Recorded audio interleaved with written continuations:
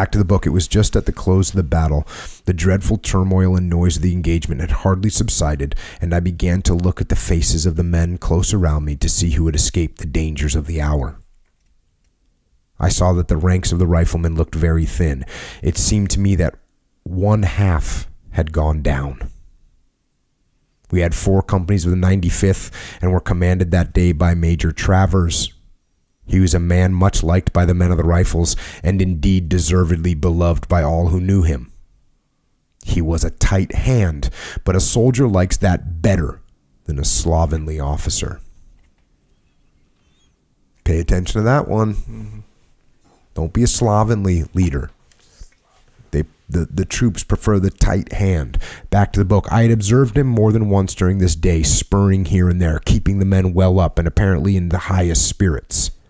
He could not have enjoyed himself more, I am sure, if he had been at a horse race or following a good pack of hounds. The battle was just over. A flag of truce came over from the French. We threw ourselves down where we were standing when the fire ceased. A Frenchman lay close beside me. He was dying and called to me for water, which I understood him to require more from his manner than his words. I need not say that I got up and gave it to him.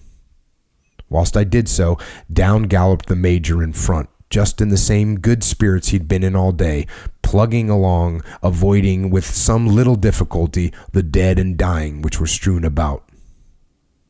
He was never a very good-looking man, being hard-featured and thin, a hatchet-faced man, as we used to say. But he was a regular good 'un, a real English soldier, and that's better than if he had been the handsomest ladies' man in the army. Legit.